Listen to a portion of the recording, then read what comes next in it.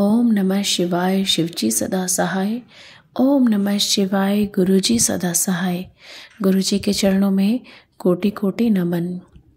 जय गुरुजी संगत जी। आप हैं फ्रेग्रेंस ऑफ गुरुजी चैनल पर और मेरा नाम है मनीषा।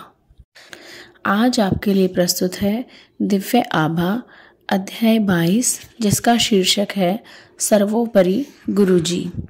यह जर्नी शेयर की है गीतन संघेड़ा जी ने, जो कि जालंधर से हैं।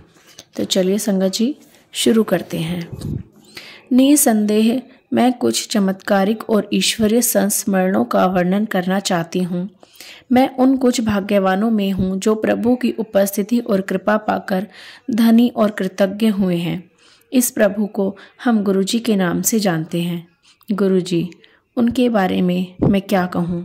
वह तो सर्वोपरि हैं, वह सर्वोच्च हैं। उन्हें प्रतिदिन स्मरण करना चाहिए। जन्म से मुझे गुरुजी का मार्गदर्शन प्राप्त हुआ है। सुख दुख में वह सदा मुझे और मेरे परिवार को आधार देते रहे हैं। उन्होंने हमें बताए बिना ही हमें हमारे कष्ट और कुकर्म, ज्ञात या अज्ञात, दोनों से मुक्त किया है। आज आपके सम्मुख उस दयावान के साथ अपनी आप बीती बांटकर मुझे अत्यंत प्रसन्नता का अनुभव हो रहा है। पान के पत्तों से पुटुक की चिकित्सा। जय गुरुजी। मुझे अब तक वह दिन याद है जब मैंने अपने जीवन की सबसे अधिक पीड़ा का अनुभव किया था। मैं 15 वर्ष की थी और हम जालंधर में रहते थे। स्नान करते हुए अचानक मुझे अपने पेट के निचले हिस्से में अत्यधिक दर्द हुआ। वेदना इतनी अधिक थी कि मैं खड़ी भी नहीं हो पा रही थी। मैं वहीं स्नान कक्ष में लेट गई थी और अपनी माँ को पुकार रही थी। स्वाभाविक रूप से सबको तुरंत गुरुजी की याद आई, जो उन दिनों पंचकुला में थे और वहीं पर संगत करते थे। हम उसी दिन पंचकुला के लिए चल पड़े। चंडीगढ़ पहुंचकर गुरुजी के पास जाने से पूर्व हमने पीजीआई और कुछ अन्य निजी केंद्रों में परीक्षण करवाना उचित समझा। परिणाम आने पर हम चकित रह गए। मेरे गर्भाशय में एक पुटक फूट गया था। उससे विषैला पदार्थ निकलकर शरीर में फैल रहा था। यदि उसे निकाला नहीं जाता तो वह प्राणघातक सिद्ध होता। चिकित्सकों ने तुरंत शल्य क्रिया कराने को कहा तो हमने मना कर दिया। उसी संध्या को हम गुरुजी के पास पहुंचे और उनको स्थिति से अवगत किया। उन्होंने अपनी सर्व प्रसिद्ध मुस्कान देते हुए चिंता मुक्त होने को कहा। उन दिनों वह पान के पत्तों को अभिमंत्रित कर रोग के स्थान पर रख देते थे। यह गुरुजी की शल्य क्रिया थी। मुझे लिटाकर उन्होंने वैसा ही किया और 10-15 मिनट विश्राम करने को कहा। उसके पश्चात उन्होंने मुझे अगले दिन पुनः परीक्षण करवाने को कहा। उनमें विश्वास और आस्था बनाए रखते हुए मैंने वैसा ही किया। यद्यपि मुझे परिणामों का ज्ञान था, चिकित्सकों के अवाक चेहरों को देखकर मुझे अपने ईश्वर गुरुजी पर पूर्ण विश्वास हो गया। परीक्षण में 20 घंटे पूर्व दिखे हुए पुटक या विषैले पदार्थ का कोई चिन्ह नहीं था। प्रसन्नता के साथ होने वाले अचंभे को हम रोक नहीं पा रहे थे। चिकित्सक भी गुरुजी के बारे में जानने के लिए उतने ही उत्सुक थे जितना हम उनको बताने के लिए। उसके उपरांत उन चिकित्सकों की आध्यात्मिक यात्रा की शुरुआत हुई। उस दिन शाम को मैं फिर उनके पास गई। जैसा सर्वविदित है, उनको कुछ भी बताने की आवश्यकता नहीं है। उन्हें इसका ज्ञान पहले से ही था।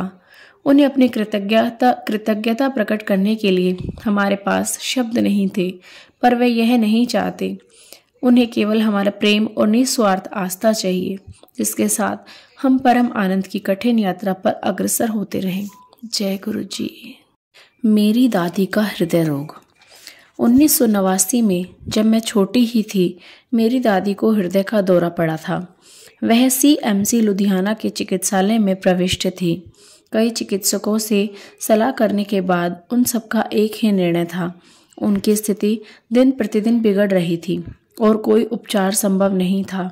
उनकी नाड़ी 160 से 190 के बीच में रहती थी। उनके फेफड़ों में पानी भरा हुआ था और उनकी छाती फूल गई थी। वह अर्धचेतन अवस्था में थी। गुरुजी उन दिनों जालंधर में संगत किया करते थे।